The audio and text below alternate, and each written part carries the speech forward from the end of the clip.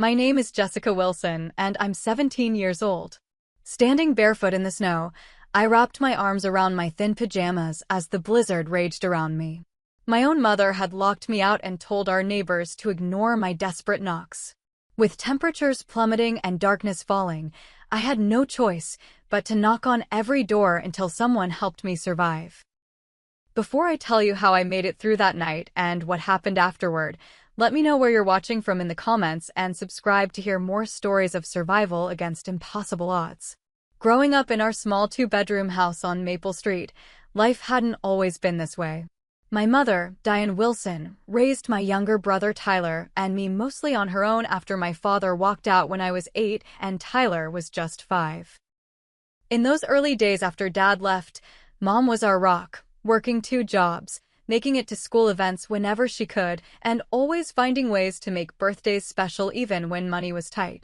I remember how she'd braid my hair before school and leave little notes in my lunchbox. My brilliant girl, she'd call me, beaming with pride when I brought home straight A's. Tyler was her little man, the spitting image of our father, but with a gentleness our dad never possessed.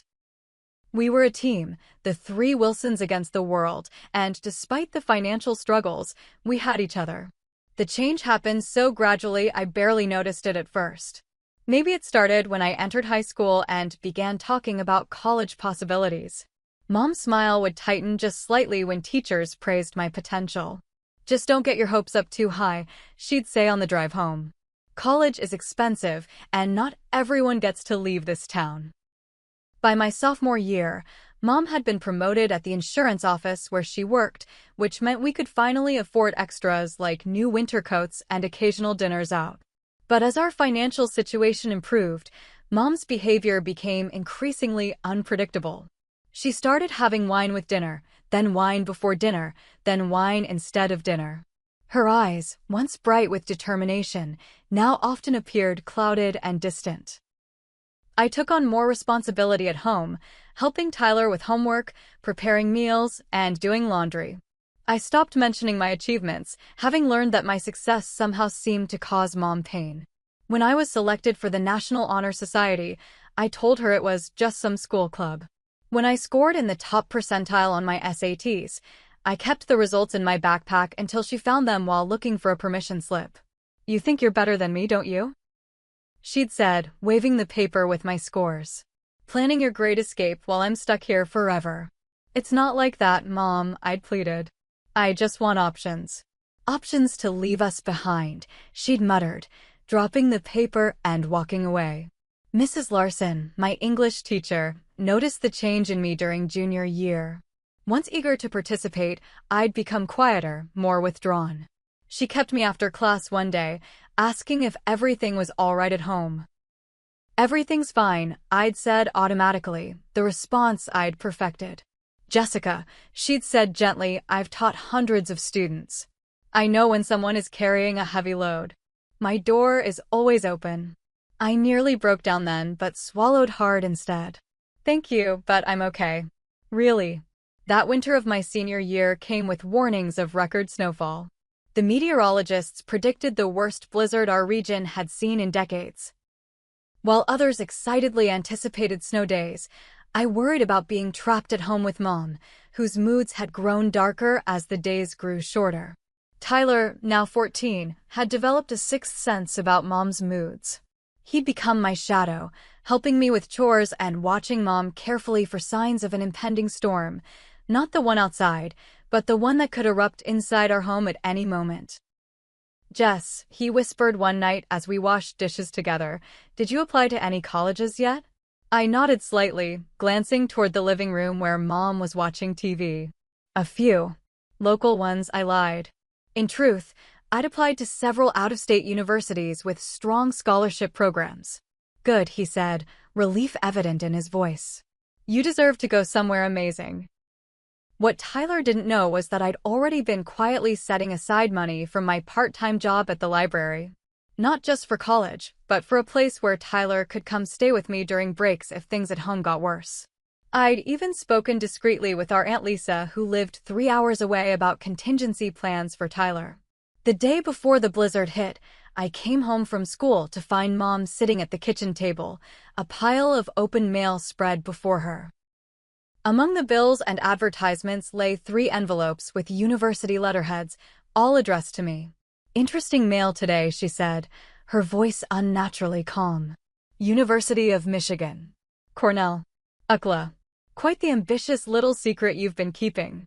My heart sank as I realized I'd forgotten to check the mail before she got home from work.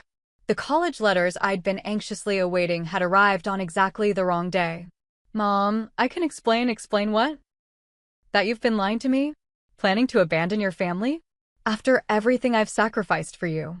"I'm not abandoning anyone," I said, setting my backpack down slowly.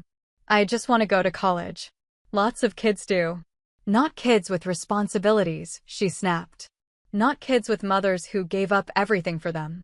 Not kids with younger brothers who need them." The look in her eyes frightened me. There was anger there, yes, but something else too, something that looked almost like satisfaction at having caught me, as if she'd been waiting for proof of my betrayal. I went to bed that night with the college letters hidden safely under my mattress, and the weather forecast warning of 18 inches of snow by morning. Neither Tyler nor I realized that both storms, the one outside and the one brewing inside Mom, were about to collide with devastating consequences. I woke up the next morning to the sound of wind howling against my window. Overnight, the world had transformed into a whiteout. School had already been canceled, the notification had pinged on my phone at 5 a.m., and according to the weather alerts, people were being advised to stay indoors unless absolutely necessary. Downstairs, I found Mom already awake, still wearing yesterday's clothes and nursing a cup of coffee at the kitchen table. The empty wine bottle beside the sink told me all I needed to know about how she'd spent the night. "Morning," I said cautiously, heading for the cabinet to get cereal for Tyler, who would be up soon. Mom didn't respond, just watched me with bloodshot eyes as I moved around the kitchen. The silence felt dangerous, like the calm before a tornado. "We should check our emergency supplies," I finally said, unable to bear the quiet any longer. "The forecast says we might lose power." "Already handled it," Mom replied, her voice raspy. "I'm still capable of taking care of this family, despite what you might think." I bit my tongue and nodded, not wanting to provoke her. When Tyler came downstairs, rubbing sleep from his eyes, the tension in the room was thick enough to cut with a knife. "Snow day," he announced, his excitement dimming as he registered the atmosphere between Mom and me. "Eat your breakfast, Tyler," Mom said flatly. "Then go back upstairs. Your sister and I need to talk." Tyler shot me a concerned look, but I gave him a reassuring smile. "It's okay," I mouthed silently. After Tyler reluctantly retreated upstairs, Mom pulled out the acceptance letter from the University of Michigan that she'd apparently kept from yesterday. She slapped it on the table between us. "Full scholarship," she read aloud. "Based on exceptional academic achievement and community service. Starting fall semester." She looked up at me, her eyes narrowing. "Were you even going to tell me? Or just disappear one day?" "Of course I was going to tell you," I said, trying to keep my voice steady. "I just wanted to wait until I heard back from all the schools. To have a complete picture before we discussed options." "Options," she repeated, spitting the word out like poison. "There are no options. You're staying here. This family needs you." "Mom, this is a full ride. Do you know how rare that is? I wouldn't have to take out loans. I could help out financially after I graduate, get a good job, and what about now?" she interrupted. "What about Tyler? What about me? Who's going to take care of us while you're off having the college experience I never got to have? Tyler's 14, not 4, I reasoned. And you're a grown woman with a good job. You don't need me to take care of you." The moment the words left my mouth, I knew I'd made a tactical error. Mom's face darkened as she stood up, the chair scraping loudly against the floor. "I don't need you," she repeated, her voice rising. "After everything I've done for you? The sacrifices I've made? The opportunities one gave up to raise you? That's not what I meant. You think you're so much better than me, don't you? Little Miss Perfect with her scholarships and bright future. You can't wait to leave this house, leave this town, leave us behind. Mom, please. I just want to get an education. I'm not abandoning anyone. Liar, she shouted, slamming her hand on the table. You're just like your father. Selfish. Only thinking about yourself. I flinched at the comparison. That's not fair. Life isn't fair, Jessica. You think I wanted to be a single mother at 25? You think I dreamed of working 2 jobs while your father started a new family in California? You think I don't know what I gave up for you? I never asked you to give up anything, I said, feeling my own anger rising now. And I'm not responsible for what Dad did. No, but you're responsible for what you do, she said, her voice suddenly cold. And what you're doing is betraying this family. I heard the stairs creak and turned to see Tyler standing there, his face pale with worry. Everything okay? He asked timidly. Go back upstairs, Tyler, Mom and I said in unison. No, Tyler said, surprising us both. I don't want to go upstairs. I hate when you fight. We're not fighting, Mom said unconvincingly. We're discussing your sister's plan to abandon us. She's not abandoning us, Tyler said, stepping fully into the kitchen now. She's going to college. That's normal. Mom turned on him then. Oh, you're taking her side? After everything I've done for both of you. There aren't sides, Mom, I said, moving protectively toward Tyler. This isn't a war. It's just about college. It's about loyalty, she hissed. Something neither of you seem to understand. The argument escalated from there. Mom's voice grew louder, her accusations more outlandish. She called me ungrateful, called Tyler a traitor. She brought up ancient grievances, things I'd done wrong years ago, mistakes I'd long been forgiven for, or so I thought. Through it all, the blizzard raged outside, the wind screaming around our house like a living thing. Trapped together by the storm, there was nowhere for any of us to retreat to cool down. If you want independence so badly, Mom finally spat, maybe you should go find it.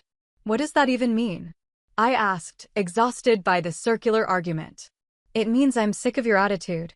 Sick of your superiority complex. Sick of watching you count the days until you can leave us behind. Mom, that's not go to your room, she interrupted. I can't even look at you right now. Defeated and drained, I retreated upstairs, Tyler following close behind. In my room, I closed the door and leaned against it, sliding down until I sat on the floor. She doesn't mean it, Tyler said, sitting beside me. She's just scared of being alone. I know, I sighed, though I wasn't entirely sure that was true anymore. The look in Mom's eyes had been something beyond fear, something that looked disturbingly like hatred. I pulled out my phone and texted my best friend Amanda. Huge fight with Mom about college. She's on the warpath. Wish I could escape, but Blizzard has us trapped. Amanda replied almost immediately, hang in there. This will blow over. Just keep your head down until the storm passes, both storms. What I didn't know then, what I couldn't have known, was that downstairs, Mom was making phone calls. In the hours I spent hiding in my room, she was methodically contacting our neighbors, spinning a tale about her troubled, mentally unstable daughter who might try to cause drama by making up stories. If Jessica comes knocking, she told them, please just ignore her. It's for her own good. We're handling her issues privately as a family. By late afternoon, I'd calmed down enough to consider apologizing, not because I was wrong, but because sometimes peace at home was worth more than being right. The college discussion could wait for another day when Mom was more reasonable. That decision to extend an olive branch would lead to the most terrifying night of my life. The knock on my bedroom door came around 4:30 p.m., just as the early winter darkness was beginning to fall. Jessica, Mom called, her voice surprisingly normal. Can you come help me bring in some groceries from the car? I went to the store this morning before the roads got too bad. I glanced at Tyler, who shrugged. Perhaps this was Mom's way of making peace, asking for help rather than continuing the fight. Sure, I called back. Be right down. I was still in my pajamas, fleece pants, and a long-sleeved thermal top, since there'd been no reason to get dressed on a snow day. I hadn't even bothered to put on socks after getting out of bed that morning. Aren't you going to put on shoes? Tyler asked as I reached for the door. Just running to the car and back, I said. No big deal. Downstairs, Mom was waiting by the front door, car keys in hand. She didn't look at me directly, but at least she wasn't yelling anymore. There are a few bags in the trunk, she said. I got most of them, but there are some heavy ones left. I nodded and followed her to the door, noticing that she was fully dressed in winter gear: coat, boots, gloves. The contrast with my pajamas should have been a warning sign, but I was so relieved by the apparent ceasefire that I didn't question it. Mom opened the front door, and a blast of icy air hit me. The snow was falling heavily, already piled at least a foot deep on our front lawn. I hesitated for just a moment. Maybe I should put on some boots first, I suggested. The car's right there, Mom said impatiently, pointing to her sedan in the driveway, its roof and windows covered in several inches of snow. It'll take 2 seconds. Don't be so dramatic. Not wanting to restart the argument, I stepped outside onto the porch, wincing as my bare feet touched the freezing wood. I moved quickly down the 3 porch steps, my feet sinking into the snow as I made my way toward the car. Which side are the groceries on? I called over my shoulder, my teeth already beginning to chatter. There was no answer. Instead, I heard the distinctive sound of our front door closing. Confused, I turned around just in time to see Mom's face through the window beside the door. Her expression wasn't angry anymore. It was something much worse, completely devoid of emotion as she deliberately turned the deadbolt. For a moment, I stood frozen in shock, not from the cold, but from the incomprehensible reality of what was happening. This had to be a joke, a misunderstanding, anything but what it appeared to be. I rushed back to the porch, snow clinging to my bare ankles, and knocked on the door. "Mom?" I called. The door closed. "Let me in." Through the window, I could see her still standing there, watching me. "Mom?" I called louder, knocking harder. "It's freezing out here. Open the door." She moved closer to the window, her face just inches from the glass now. "Figure it out yourself if you're so smart," she said, her voice muffled but audible. "You want independence? Here it is." The realization that this was intentional hit me like a physical blow. "You can't be serious," I gasped, my breath forming clouds in the frigid air. "It's below freezing. There's a blizzard." "You've made it very clear you don't need me," she replied coldly. "So prove it." "Mom, please," I begged, pounding on the door now, my bare feet burning with cold on the snow-covered porch. "This isn't funny. Let me in." "Maybe this will teach you some gratitude," she said, and then stepped away from the window, disappearing into the house. "Tyler!" I screamed, hoping my brother would hear and come to my rescue. "Tyler, help me." I thought I saw movement upstairs, possibly Tyler's face at his bedroom window, but the curtain quickly fell back into place. Had Mom forbidden him from helping me? Or worse, threatened him with the same fate if he tried? The full danger of my situation began to sink in. The temperature was well below freezing and dropping by the hour. The snow was falling so heavily I could barely see our neighbor's house across the street. I was wearing only thin pajamas, and my feet were already numb from standing in the snow. I tried the door handle again, rattling it desperately, but it remained firmly locked. I moved to the windows, trying to find one that might be unlocked, but they were all secured. Our detached garage might offer some shelter, I thought desperately. I trudged through the deepening snow toward it, my feet now completely numb. But when I reached the side door, I found it locked as well. The main garage door had an electronic opener, with no manual way to open it from outside. Next, I tried the garden shed at the back of our property. By now, I was shaking uncontrollably, my pajamas soaked from the snow, my bare feet leaving shallow impressions that quickly filled with fresh snowfall. But the shed, too, was locked, something that was unusual enough to confirm that Mom had planned this thoroughly. The reality of my situation was becoming clearer with each passing minute. My mother had deliberately locked me out during a blizzard, with no shoes, no coat, no phone, and apparently no way back in. And based on her behavior, she had no intention of letting me back in anytime soon. I returned to the front porch, stomping my feet in a futile attempt to restore circulation. Looking out at the street, I considered my options. The nearest neighbor, the Patels, lived just across the street. Surely they would help me. Gathering my courage, I left the minimal shelter of our porch and waded through the snow toward their house. By the time I reached their front door, I couldn't feel my legs below the knees. I rang the doorbell and knocked frantically. Through their front window, I saw Mrs. Patel peek through the curtains. Our eyes met, and I gestured desperately, pointing to my bare feet and pajamas. She disappeared from the window, and for a moment, hope surged within me. But the door remained closed. No one came to help. Confused and increasingly desperate, I rang again, knocking even harder. This time, no one appeared at the window at all. What I didn't know then, couldn't have known, was that my mother had already called the Patels and several other neighbors, telling them I was having a psychiatric episode and that they should not, under any circumstances, open their doors to me. She needs to learn her lesson, Mom had told them. She's been threatening to run away, and this is just another attention-seeking ploy. Please, as a favor to me, just ignore her if she comes knocking. As I stood shivering on the Patel's porch, this knowledge was still hours away from being revealed to me. All I knew was that help was not coming from this house, and I needed to try elsewhere before the cold claimed me completely. I was now facing a life-or-death situation, and I made the only choice I could, to systematically knock on every door in our neighborhood until someone, anyone, helped me. The snow had deepened to nearly knee level as I left the Patel's porch, making each step an exhausting ordeal. The wind cut through my soaked pajamas like knives, and I could no longer feel my feet at all, a dangerous sign of advancing frostbite that I recognized from a wilderness survival unit we'd covered in health class.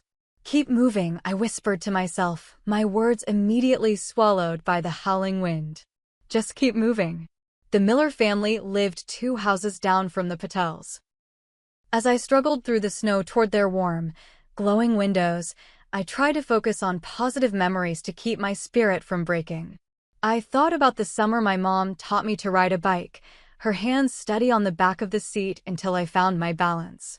I remembered her coming to my elementary school in a Halloween costume because I'd forgotten mine. I recalled how she'd sat with me all night when I had pneumonia in 6th grade, cooling my forehead with damp cloths. Where had that mother gone? How had we ended up here? The Miller's porch light was on, a beacon in the swirling snow. I climbed their steps, leaving wet footprints on their welcome mat, and rang the bell.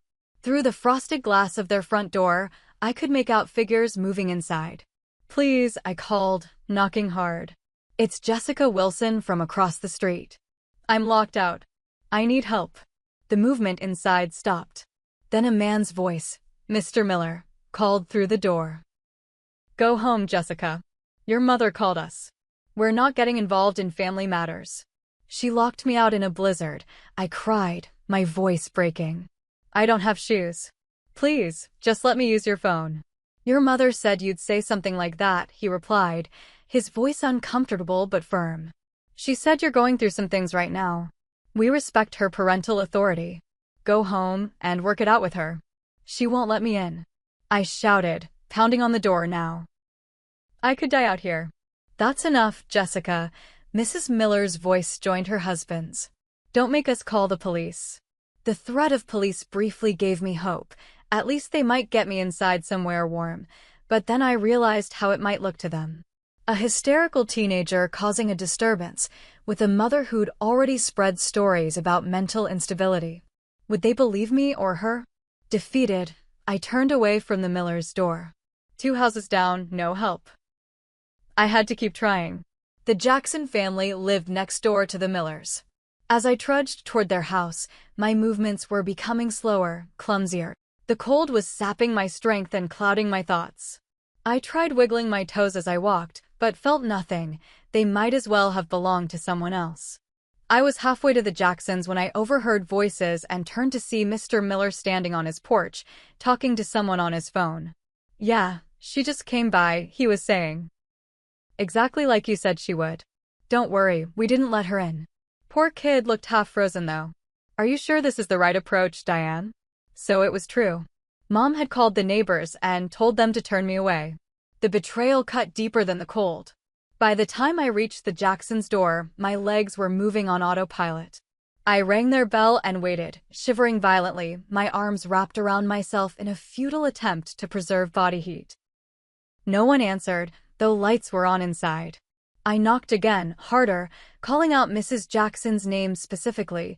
She'd always been kind to me, giving me extra Halloween candy and complimenting my school achievements when we ran into each other at the grocery store.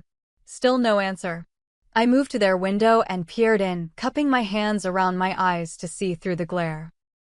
The living room was empty, but as I watched, a shadow moved in the hallway. Someone was home, but deliberately not answering. My body was beginning to shut down from the cold. My thoughts were becoming disjointed, and a dangerous drowsiness was creeping over me. I remembered reading once that in the final stages of hypothermia, victims often feel warm and sleepy right before they lose consciousness for the last time. Not today, I muttered through chattering teeth. Not like this. The Morgans lived at the end of the block, an elderly couple who'd always waved to me when I passed their house. They were my next hope. I followed some partially filled-in footprints in the snow. Someone had recently shoveled a path, making the going slightly easier. My vision was starting to blur around the edges as I reached their porch. I knocked with the last of my strength, leaning against the door frame for support. To my immense relief, the door opened a crack, and Mr. Morgan's concerned face appeared in the gap, secured by a chain lock. "Good heavens, child," he exclaimed. "What are you doing out in the storm?" "My mother locked me out," I managed, my speech slightly slurred from the cold. "And need help. Please." His face softened with concern, but then his wife appeared behind him, whispering something in his ear. His expression changed. "I'm sorry, Jessica," he said, genuine regret in his voice. "Your mother called us earlier. Said you were having problems. Said you might try something like this." "It's not true," I pleaded. "Look at me. Who would be outside like this by choice?" Mrs. Morgan disappeared briefly, then returned with something in her hands. As the door opened slightly wider, she thrust a woolen blanket through the gap. "We can't get involved," Mr. Morgan said as I clutched the blanket gratefully. "But we can't let you freeze either. Wrap yourself in this and go home. Sort things out with your mother." Before I could explain again that going home wasn't an option, they closed the door. At least I had a blanket now. I wrapped it around my shoulders and feet, creating makeshift boots by tying the corners around my ankles. For houses, no real help. But the blanket gave me a fighting chance to continue. The Thompsons were next on my mental list, a family with teenagers close to my age. Surely they would understand and help. But as I approached their house, no lights were visible. Either they weren't home, or had gone to bed unusually early. Next door to them was a small house with a garden shed in the back. I didn't know who lived there. They were newer to the neighborhood, but the shed might offer temporary shelter if no one answered.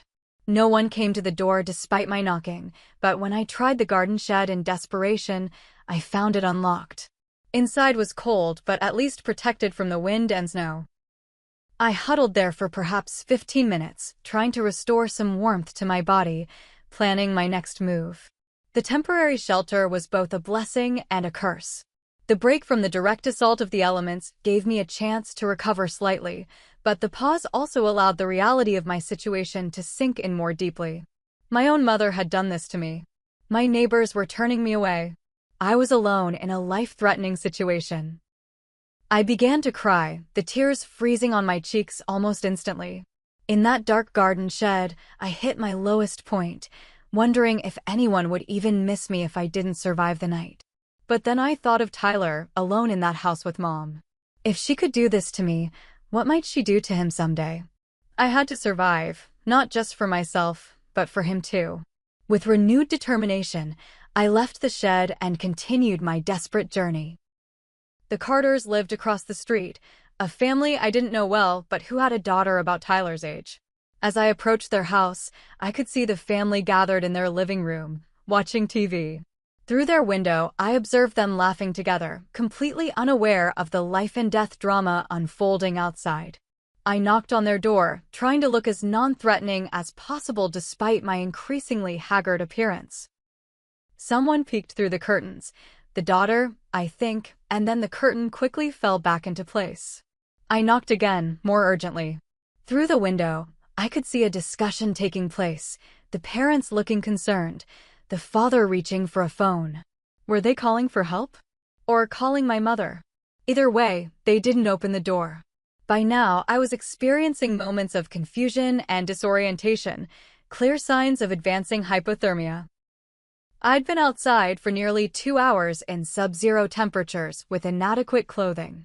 Medical attention was becoming urgently necessary.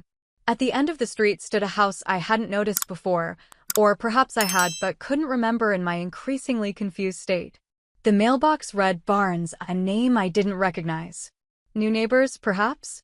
People my mother hadn't had a chance to poison against me yet? It was my last hope on the street. If these people turned me away too, I would have to somehow find the strength to make it to the next block, where my friend Amanda lived. But Amanda's house was at least half a mile away, and in my condition, that distance might as well have been 100 miles. I staggered up the Barnes walkway, the blanket now frozen stiff around my shoulders, my movements mechanical and uncoordinated. I raised my hand to knock, but found I barely had the strength to make a sound. Instead, I leaned against the doorbell, using my body weight to keep it ringing. The porch light came on, and then the door opened. A young man in his 30s stood there, looking confused and concerned. "Help," I managed to whisper before my legs finally gave out. As I collapsed on their doorstep, I heard the man call out, "Sarah, get the first aid kit. Hurry." Then darkness claimed me. I drifted back to consciousness in stages, first aware only of warmth, blessed, wonderful warmth, and then of voices speaking urgently nearby. "Her core temperature is dangerously low," a woman was saying. "We need to warm her gradually. Too fast could cause shock." "Should we put her in a hot bath?" a man's voice asked. "No, that could be dangerous. Lukewarm water for her hands and feet, and blankets for her core. I'm more worried about frostbite on her extremities." "How long was she out there?" "No idea. She just collapsed on our doorstep. I've called 911, but they said it might be a while with the roads like this." I forced my eyes open, finding myself lying on a couch, surrounded by more blankets than I'd ever seen in one place. A woman with dark hair pulled back in a ponytail was examining my feet, while a man with glasses hovered anxiously nearby.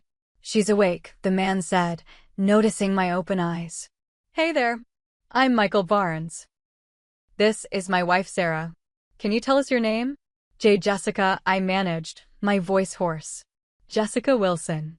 "Jessica, I'm a nurse," Sarah said, her voice calm and professional despite the unusual circumstances. "You're suffering from hypothermia and possible frostbite. We've called an ambulance, but the roads are bad. Can you tell us what happened? Why were you outside without shoes in a blizzard?" I tried to explain, but my thoughts were still jumbled, and my speech came out slurred. "My mom locked me out. Neighbors wouldn't help. Said she called them." Michael and Sarah exchanged concerned glances. "Your mother deliberately locked you out?" Michael asked, his expression troubled. "In these conditions?" I nodded weakly. "College fight. She's angry. Called neighbors, told them not to help."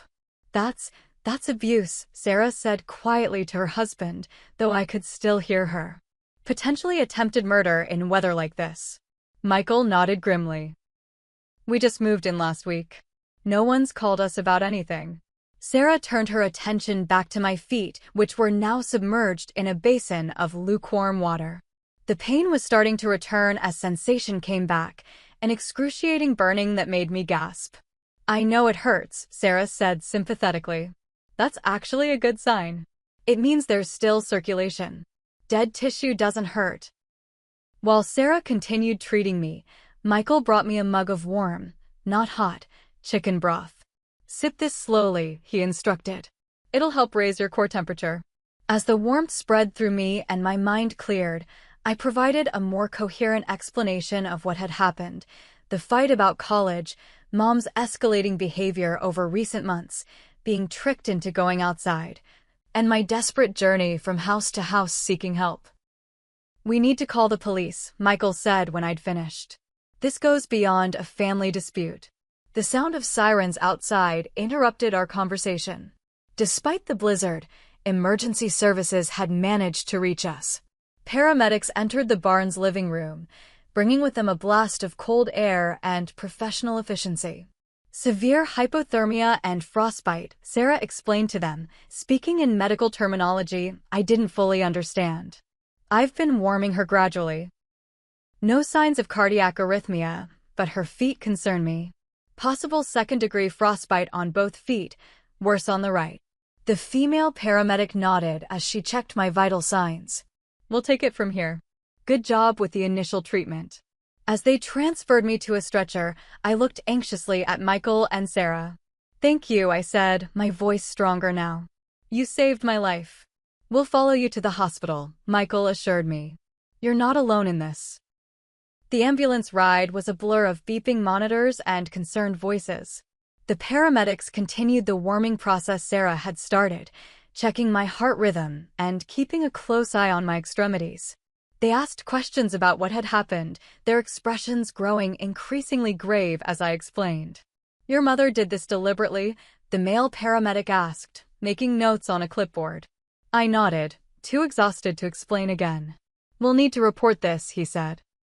Child Protective Services will want to interview you. The word child struck me as strange. At 17, I didn't think of myself as a child anymore. But legally, I was still a minor under my mother's care.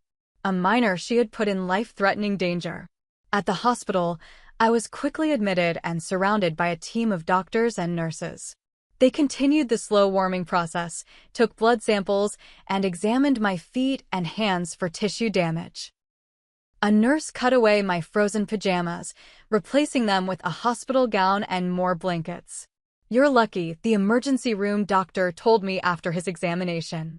Another hour out there, and we'd be having a very different conversation. As it is, you have moderate to severe frostbite on both feet, but I think we can avoid tissue loss with proper treatment. While medical staff worked to stabilize my condition, 2 police officers arrived to take my statement.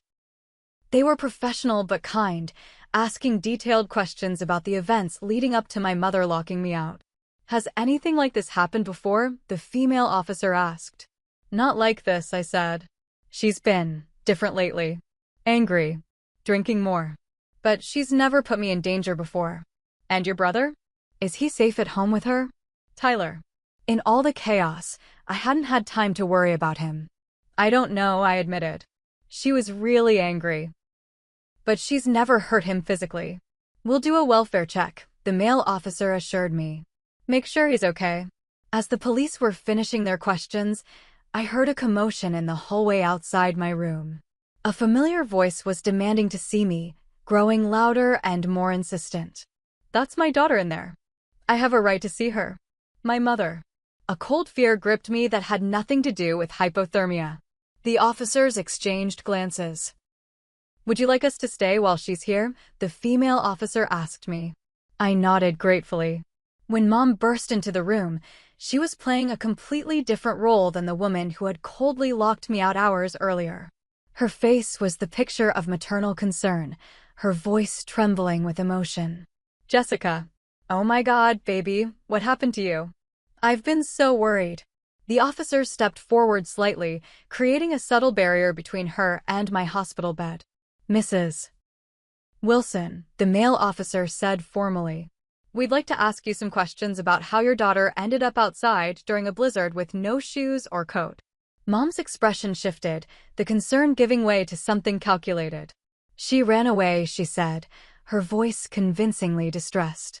We had a little argument about college applications, nothing serious, and she stormed out. I thought she'd gone to a friend's house until the neighbors called saying they'd seen her wandering around outside. The lie was so smooth, so practiced, that for a moment I almost doubted my own memory. Had I somehow misunderstood what happened? But then I looked down at my feet, bandaged and elevated on pillows, and the truth solidified again in my mind. That's not what happened, I said quietly but firmly. You told me to help bring in groceries from the car. When I stepped outside, you locked the door behind me. You told me through the window to figure it out myself. You called the neighbors and told them not to help me. Mom's face hardened for just a second before she forced it back into an expression of concern. Jessica, honey, you're confused. The hypothermia must have affected your memory. Why would I ever do something like that to my own daughter? Mrs. Wilson, the female officer interjected, "We've already spoken with 2 of your neighbors. They've confirmed receiving calls from you instructing them not to assist Jessica if she came to their doors."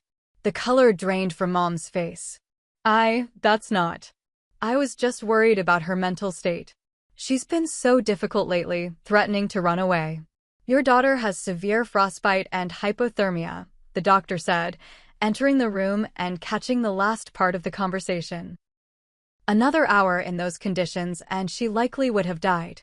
As her physician, I'm obligated to report this as a case of child endangerment." Mom's mask slipped completely then, her face contorting with anger. "She's manipulating all of you. She's always been like this, turning people against me. I've sacrificed everything for her, and this is how she repays me? By making me look like the villain." The officers moved forward, one placing a hand gently but firmly on Mom's arm. "Mrs. Wilson, I think it would be best if you came with us to answer some questions down at the station." As they led her away, she looked back at me with an expression I'll never forget, not anger or remorse, but something closer to betrayal, as if I were the one who had committed an unforgivable act. A social worker named Ms. Peterson arrived shortly after Mom was taken away. She explained that Tyler had been temporarily placed with our Aunt Lisa, who had driven through the storm to collect him after being contacted by Child Protective Services. "He's safe and very worried about you," Ms. Peterson assured me. "Your aunt has been granted emergency temporary custody of both of you pending investigation." The medical staff continued their work, administering pain medication for my feet and monitoring my vital signs. The young couple who had saved me, Michael and Sarah Barnes, came to check on me once I was stabilized. "We couldn't stop thinking about you," Sarah said, placing a small stuffed bear on my bedside table. "Hospital rooms are always so sterile. Thought you might want a little company." I clutched the bear gratefully, tears welling in my eyes. "I don't know how to thank you. If you hadn't opened your door." "Don't even think about it," Michael said firmly. "Any decent person would have done the same." But we all knew that wasn't true. 7 other houses had turned me away. 7 doors had remained closed. The Barnes were the exception, not the rule, and their kindness stood in stark contrast to the community's failure that night. As they left, promising to visit again, I sank back against my pillows, physically and emotionally exhausted. The events of the day played on repeat in my mind. The argument, the betrayal, the desperate journey through the snow, and finally, rescue by strangers when those who should have helped me turned away. Sleep eventually claimed me, but it was filled with dreams of endless snow and closed doors, of knocking and knocking with no answer, of slowly freezing while familiar faces watched impassively through windows. The next week passed in a blur of medical treatments, police interviews, and sessions with Ms. Peterson, the social worker assigned to my case. My physical recovery was painful but steady. The doctors had managed to save all my toes, though 2 on my right foot had suffered more severe frostbite and would require ongoing treatment. "You're lucky," Dr. Rivera, the specialist overseeing my case, told me during morning rounds. "Most people who get frostbite this severe end up losing some tissue. Your quick thinking and keeping moving, and the first aid you received from the Barnes family, made all the difference." Lucky wasn't exactly how I felt, lying in a hospital bed with bandaged feet and an uncertain future, but I understood what she meant. Things could have been much worse. On my 3rd day in the hospital, I learned that my mother had been formally charged with child endangerment and neglect. The detective assigned to my case explained that the combination of my testimony, the neighbors' statements about her calls to them, and the severity of my injuries had made the case straightforward. "What will happen to her?" I asked, surprised to find I still cared. "That's up to the courts," he said. "But cases like this typically result in mandated treatment programs, probation, and supervised visitation if the court allows any contact at all." The news left me with complicated feelings.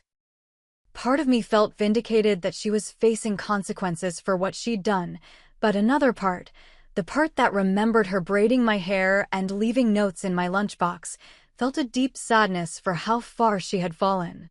Tyler visited that afternoon, brought to the hospital by our Aunt Lisa. When he saw me, he burst into tears, rushing to hug me carefully amid the tubes and monitors. "I thought you were going to die," he sobbed against my shoulder. "I saw her lock you out." I tried to unlock the door when she wasn't looking, but she caught me and took the keys. "I'm so sorry, Jess." "Hey, it's not your fault," I assured him, stroking his hair. "You're just a kid. This is on Mom, not you." Aunt Lisa watched our reunion with tear-filled eyes. "I had no idea things had gotten so bad," she said. "Diane always made it sound like everything was fine when we talked." "She's good at that," I said without bitterness, just stating a fact. Making things look fine from the outside. We discussed the immediate future. Tyler would continue staying with Aunt Lisa while I completed my hospital recovery. After that, we would need more permanent arrangements. The social worker mentioned foster care as a possibility, I said hesitantly. "Absolutely not," Aunt Lisa said firmly. "Your family. You'll both stay with me as long as needed. My house isn't big, but we'll make it work." The relief I felt at knowing Tyler and I would stay together was immense. At least one worry could be crossed off my growing list. Mrs. Larson, my English teacher, visited the next day, bringing a stack of books and assignments so I wouldn't fall behind. "The whole school is talking about what happened," she told me, settling into the chair beside my bed. "I wish I had pushed harder when I noticed changes in your behavior. Maybe this could have been prevented." "You tried," I reminded her. "I wasn't ready to talk about it then." "Well, I'm here now," she said, taking my hand. "And I've spoken with the principal and your other teachers. We're all committed to helping you finish your senior year successfully, no matter what it takes." Her visit reminded me of another looming concern: college. With everything that had happened, I had nearly forgotten about the acceptance letters that had triggered this nightmare. "My college applications," I said suddenly. "The deadlines for accepting scholarships." "One thing at a time," Mrs. Larson advised. "Focus on healing first. I'm sure the universities will be understanding given the circumstances." She was right, as it turned out. When Michael and Sarah Barnes visited again later that week, they brought their laptop and helped me draft emails to the universities that had accepted me, explaining my situation. The responses were uniformly sympathetic, with all 3 schools extending my decision deadline. The University of Michigan even has a special fund for students in crisis situations, Sarah noted as we read through the replies. "You might qualify for additional support."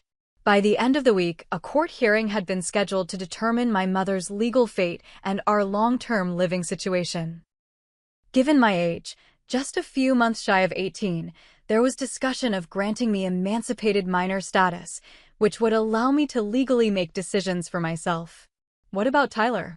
I asked Ms. Peterson when she explained this option. "I don't want to be separated from him." "That's more complicated," she admitted. "He's only 14. But given the circumstances and your aunt's willingness to provide a home for both of you, we might be able to work out an arrangement where you have some degree of guardianship alongside your aunt." The day before my hospital discharge, my mother's court hearing took place. I attended via video link from my hospital room, not yet physically able to be present in court. Tyler joined from Aunt Lisa's house, with Ms. Peterson sitting beside him for support. Mom appeared on the screen looking smaller somehow, the fire that had driven her to such cruelty seemingly extinguished. She sat beside her court-appointed attorney, her eyes downcast, her responses barely audible. The evidence against her was presented methodically: my medical records, statements from neighbors confirming her calls instructing them to turn me away, testimony from the Barnes family about my condition when they found me, and police photographs of the scene, including my frozen pajamas and the tracks I'd left in the snow during my desperate journey. When asked if she wanted to make a statement, Mom finally looked up, but not at the judge, at me, through the video link. "I didn't think it would go that far," she said, her voice flat. "I just wanted to teach her a lesson about appreciating what she had, about not abandoning family." There was no real apology in her words, no acknowledgement of the severity of what she'd done. Just a justification that somehow cast me as the wrongdoer and herself as the wounded party. The judge was not impressed. "Mrs. Wilson, your actions went far beyond teaching a lesson. You deliberately placed your child in life-threatening danger. The premeditation involved in calling neighbors to ensure she couldn't find help shows a disturbing level of intent. Mom looked away, her jaw tightening. The judge continued, "This court orders you to complete a comprehensive mental health and substance abuse treatment program. You will serve 6 months in county jail, followed by 3 years of probation. During that time, you will have no unsupervised contact with either of your children. Supervised visitation will be considered only after completion of the treatment program and upon recommendation of a court-appointed therapist." When asked if I wanted to make a statement, I took a deep breath and looked directly at the mother I barely recognized anymore. "For years, I tried to be the perfect daughter because I thought that would make you happy," I said, my voice steady despite the emotions churning inside me.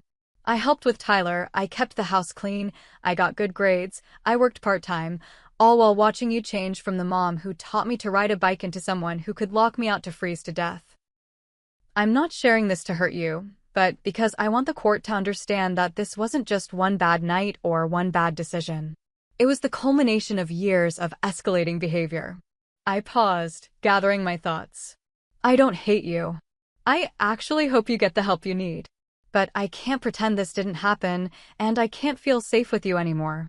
Tyler and I deserve better than to live in fear of your moods and your punishment."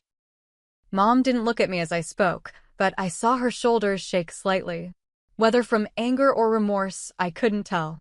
The judge thanked me for my statement and proceeded to address the custody arrangements. Given my age and the circumstances, I was granted emancipated minor status, with Aunt Lisa appointed as Tyler's legal guardian. A unique arrangement was created that allowed me significant input in decisions regarding Tyler's care, acknowledging our close sibling bond and my role in his life. After the hearing, Ms. Peterson explained what would happen next. "Your mother will begin serving her sentence immediately. The house will need to be dealt with, sold, or rented out to provide some financial support for you and Tyler. Your aunt has legal authority to handle that process." It was strange to think of our family home, the only home Tyler and I had ever known, being sold or occupied by strangers. But the thought of returning there, of sleeping in my bedroom just feet away from where Mom had locked me out, was unbearable.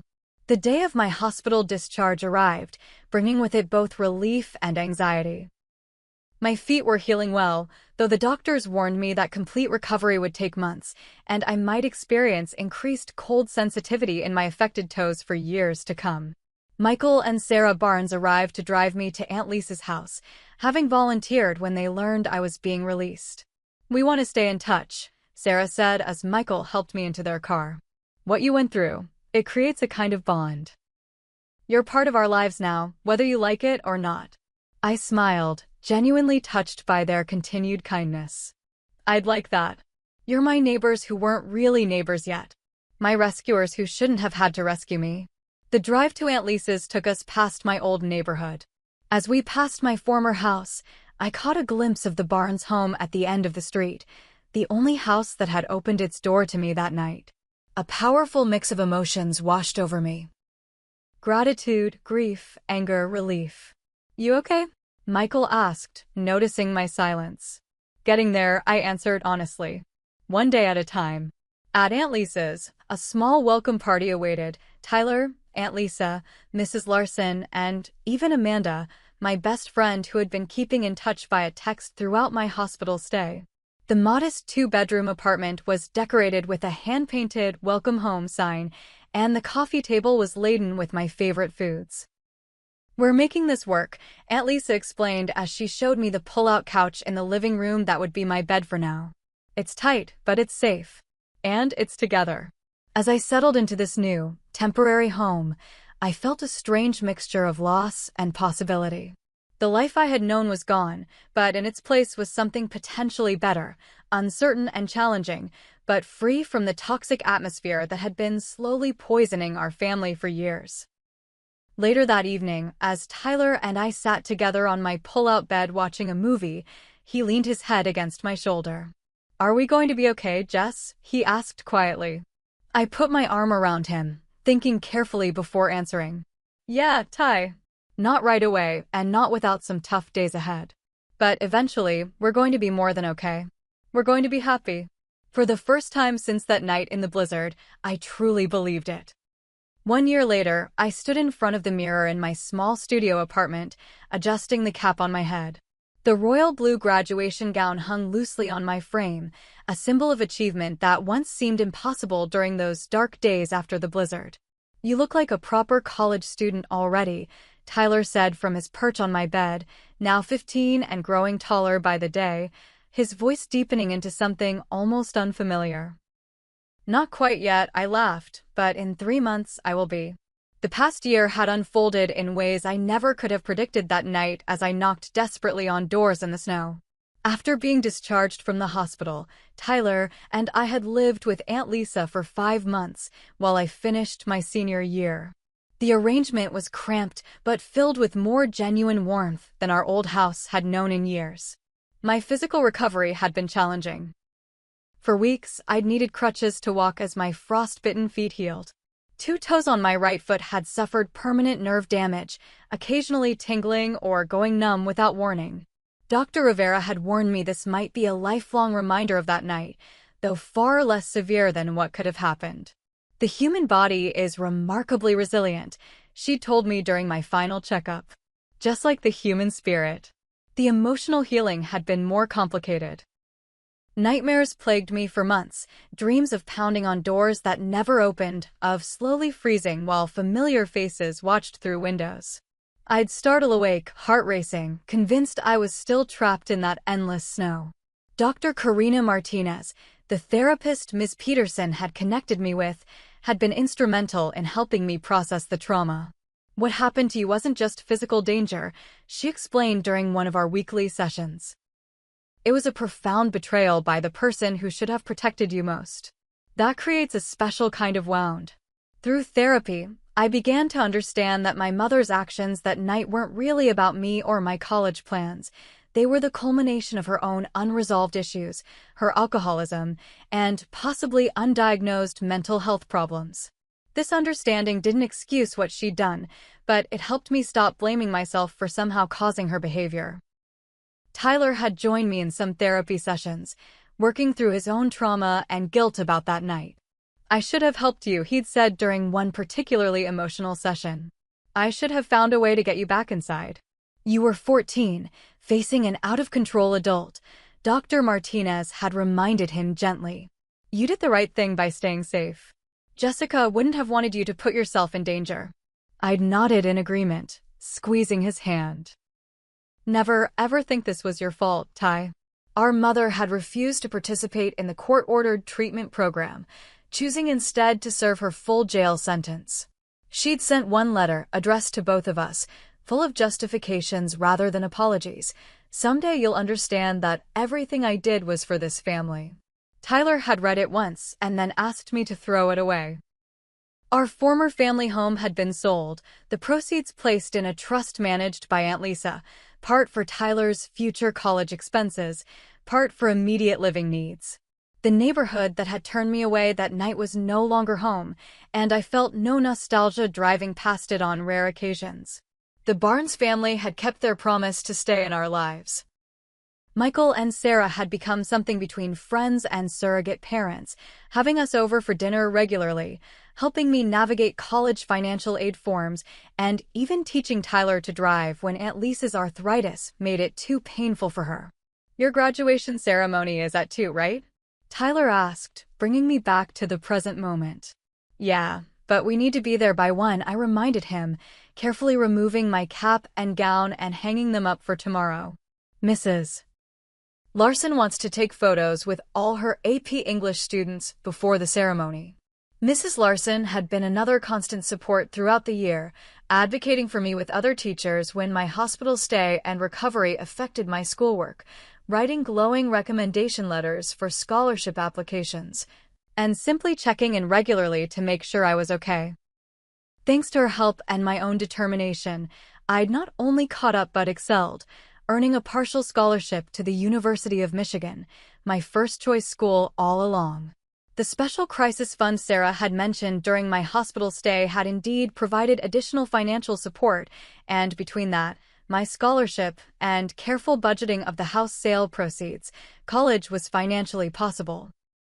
2 months ago, I'd taken another big step, moving into this small studio apartment near campus. The timing wasn't ideal, starting the lease before the school year began, but the opportunity was too good to pass up. The rent was subsidized through a community program for students who had experienced homelessness or housing insecurity, a category I technically qualified for after the events of last winter. Tyler still lived with Aunt Lisa, spending weekends with me when possible. Our unique guardianship arrangement had worked surprisingly well, with the three of us forming a kind of unconventional family unit that met Tyler's needs while respecting my new adult status. "Need help with anything else for tomorrow?" Tyler asked, flopping back on my bed. "I think everything's ready," I said, sitting beside him. Just trying not to think too much about the speech. That was the other surprise of the year. Despite everything, I'd been named one of the graduation speakers. When the principal had called me into her office to tell me, I'd initially wanted to decline. Public speaking had never been my thing, and after everything that had happened, I wasn't sure I wanted the additional attention. "You don't have to do it," Mrs. Larson had advised when I sought her counsel. "But if you did, think of what it would mean to other students facing their own struggles. Your story is powerful, Jessica, not just the trauma, but your resilience afterward." Eventually, I'd agreed, spending weeks crafting a speech that acknowledged the darkness of my experience without letting it define me. Tomorrow, I would stand before my classmates, their families, and the community that had both failed and supported me, and share what I had learned about survival and rebuilding. The morning of graduation dawned clear and bright, a stark contrast to the blizzard that had changed everything. As I dressed in my room, I could hear Tyler and Aunt Lisa moving around the apartment, their voices mingling with those of Michael and Sarah Barnes, who had arrived early to drive us all to the ceremony. "You ready for this?" Sarah asked when I emerged, helping me straighten my honor cords. "As ready as I'll ever be," I replied, taking a deep breath. At the school, Mrs. Larson greeted me with a warm hug. "So proud of you," she whispered before gathering her AP students for photos. The ceremony itself passed in a blur of speeches, music, and names being called. When it was my turn to speak, I approached the podium with steady steps, no trace of a limp remaining from my injuries. "1 year ago, I began. Looking out at the sea of faces, I learned that sometimes the shelter you were born into can fail you, and that sometimes you have to build your own." I spoke about resilience without romanticizing trauma, about the importance of community without ignoring how communities can fail. I talked about forgiveness as a process rather than an event, and about how moving forward doesn't require forgetting the past. The night I was locked out taught me that closed doors can lead to open ones. If you keep knocking, I concluded. Sometimes the door that opens belongs to strangers who become family. Sometimes it's a door within yourself that leads to strength you never knew you had. And sometimes it's the door to a future that once seemed impossible, but now stands open before you, waiting for you to step through. The applause was thunderous, but the only reactions that truly mattered to me were the proud tears in Tyler's eyes and the supportive smiles from the makeshift family that had formed around us from the fragments of our broken one. After the ceremony, amid the chaos of photos and congratulations, I found a moment alone with Tyler. "Mom would be proud of you," he said suddenly, then looked alarmed at his own words. "I'm sorry, I shouldn't have brought her up today." I shook my head, putting an arm around his shoulders. "It's okay to miss who she was before, Ty. I do too sometimes. And it's okay if part of you still loves her." "Do you?" he asked hesitantly. "Still love her, I mean?" I considered the question carefully. "I love who she was when we were little. I have compassion for who she became. But I've learned that love doesn't mean allowing someone to harm you. Real love doesn't lock you out in a blizzard." He nodded, understanding beyond his years. "I'm glad you're my sister." "Me too, kid. Always will be." Later that evening, our unusual family gathered for a celebration dinner at a restaurant nicer than any I'd been to before, Michael and Sarah's graduation gift to me. Around the table sat people who had no blood connection but had become more family to me than my own mother: Aunt Lisa with her practical wisdom, Michael and Sarah Barnes who had opened their door when no one else would, Mrs. Larson whose quiet support had helped me stay on track academically, and even Dr. Martinez who had guided my emotional healing. And Tyler, of course, my brother, my responsibility, my motivation on the darkest days. As we shared food and conversation, I reflected on the strange journey that had brought us here. The path from that frozen night to this warm celebration had been neither straight nor easy. There had been setbacks and difficult days, moments when the weight of everything seemed too heavy to bear. But there had also been unexpected joy, newfound strength, and the creation of a chosen family built on genuine care rather than obligation. The future that once seemed impossible, college, independence, healing, was now unfolding before me. I still had no contact with my mother, who had chosen to serve her full sentence rather than participate in treatment. Whether we would ever rebuild any kind of relationship remained an open question, one I didn't need to answer yet. That door neither fully closed nor fully open, just as my heart remained regarding her. What I knew with certainty was that the girl who had knocked desperately on doors during a blizzard had found not just physical shelter, but emotional sanctuary. The frostbite had healed, leaving only occasional reminders. The deeper wounds were healing too, gradually and imperfectly, but healing nonetheless. As I looked around at the faces of those who had helped me rebuild from the shattered pieces of that night, I felt something I hadn't expected to feel again so soon: genuine happiness. Not the absence of pain or the forgetting of trauma, but the presence of joy and connection despite it all. A toast, Michael proposed, raising his glass. To Jessica, her past courage, her present achievement, and her bright future. And to doors that open when they're needed most, Sarah added with a meaningful smile. I raised my own glass, thinking of all the doors in my life, those that had closed, those that had opened, and those still waiting to be discovered. To all of you who became my shelter, I said, my voice steady and sure. Thank you for showing me that home isn't always where you start, but where you finally feel safe enough to become who you're meant to be. Have you ever had someone in your life who failed you when you needed them most? Or perhaps you were the unexpected helper for someone in crisis. I'd love to hear your stories in the comments below.